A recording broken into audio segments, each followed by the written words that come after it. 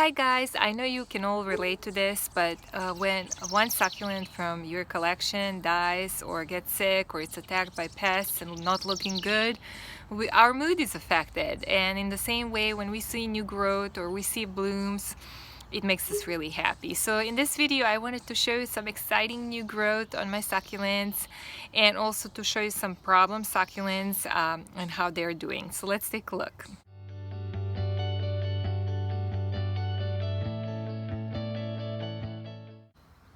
So you remember this guy, guys, that's ungrafted cactus, top of the grafted cactus that I got from a store, and then I separated and it rooted, and then this is all new growth, all these babies here around, and that really made me happy. And another thing, you know, from Ted's greenhouses, I got these two cuttings and they were literally cut. They were having a wound, needed some time to callus, and they rooted, and this is all new growth, and so I'm really excited about that too. And then this one here, I don't know if you remember, if you have seen it during the winter time, it just barely appeared, this fourth one. It just started growing, and then during the last few months it has been growing bigger, so that's really cool. Oh, here it is, Billy Bug. I haven't been seeing them much this year, so but here it is. Then this one here, I actually brought just a few tiny cuttings from Serbia of this peanut cactus variety, and look at this, guys. It's been going crazy this summer, like just shooting new pups everywhere. Like, it really made me so excited, so it looks good. And then I'm also excited about this one. I got this two cuttings like this from Ted's greenhouses. I think this is Euphorbia ferox.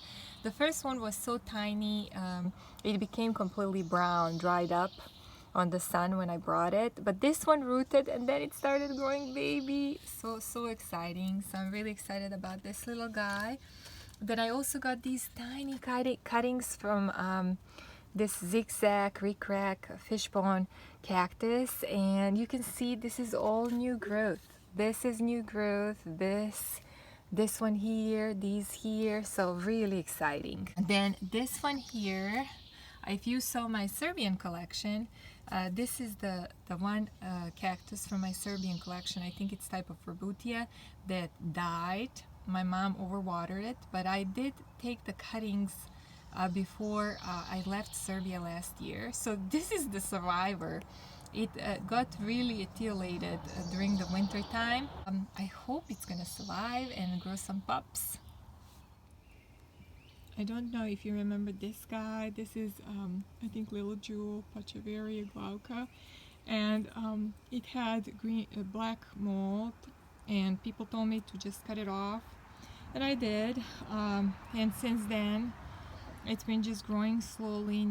Few new pups, I think 3 rosettes. Another exciting thing is this cactus. This is Cylindropuntia chola cactus. I got these two cuttings from Ted's greenhouses this winter for $1, and they didn't have roots, so they rooted, and as soon as I got them outside they started growing these pups, so that's really exciting.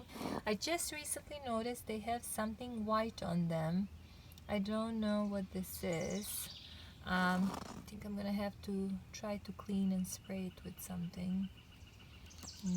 Doesn't look like mealybugs, doesn't look like aphids, so it's like a coating of some kind. Really weird. I'll have to research. And then this one here really doesn't look very good. This is type of Graptopetalum. I thought it's Marquise de Sévigné, and then I don't know, it looks also a little bit like Superbum. I'm not 100% sure which type of Graptopetalum, but I'm going to show you the picture from the last year at this time.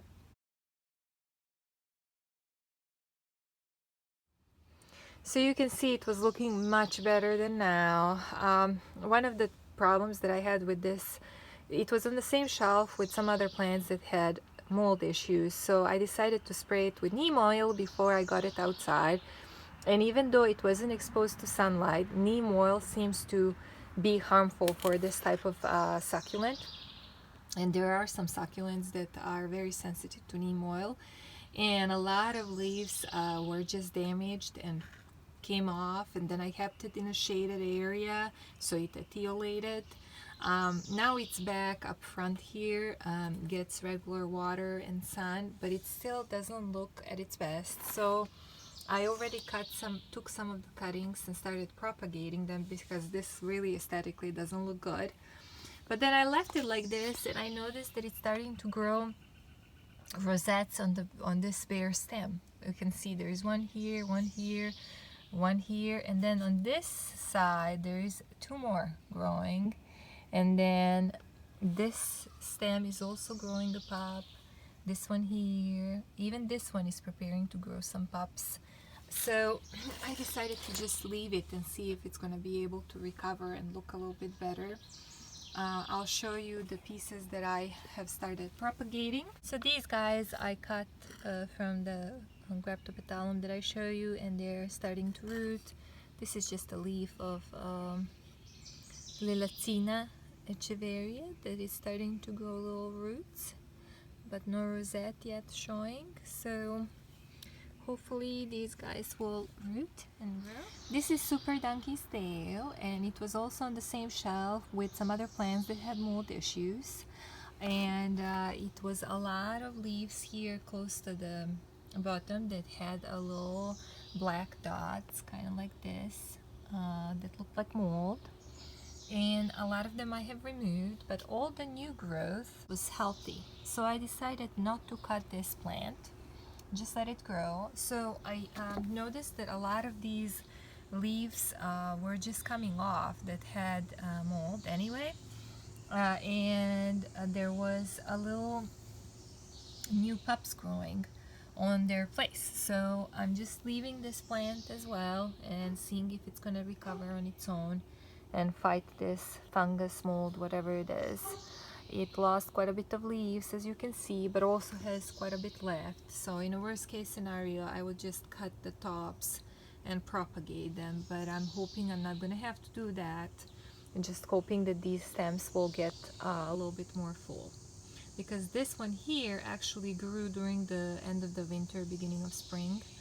And then this one started growing beginning of spring. And here is my Kalanchoe Lucia flapjack. If you watch one of my videos about sunburn and lost lit ups, you remember that in that video I was talking about some other plants that got sunburn, and my solution was to behead the plant that had sunburn. And this was, I think, the top of the that was propagated. And then you can see this top here that I cut has grew, I think, 3 new pups. This one here, let me see, and yeah, or maybe two new pups.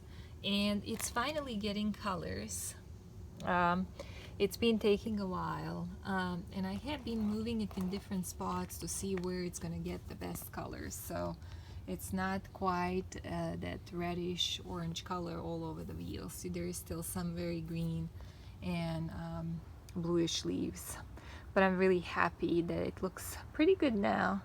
Another thing that I wanted to show you is how is my Cylindropuntia Christmas tree cactus cutting doing, because I don't know if you remember this plant. Here I'm going to post a picture.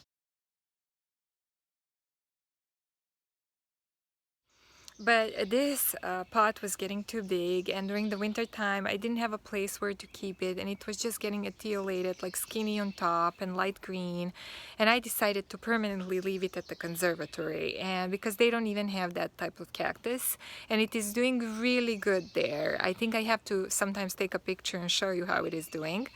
But I was removing some cuttings from my plant so I can root them at home and have at least a little one, since I don't have my big mother plant. So I'm going to show you how it is doing. These are my Cylindropuntia Christmas tree cactus cuttings.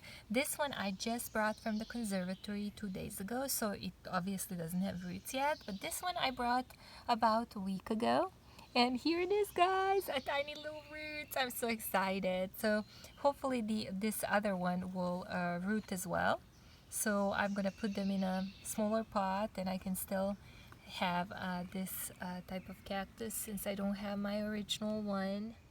So if you are currently having some succulents that are really struggling to fight mold or pests or squirrels or whatever else, remember all the new growth that you're probably seeing on your succulents, and remember what a survivors they are. And thank you guys for watching, and see you in the next video.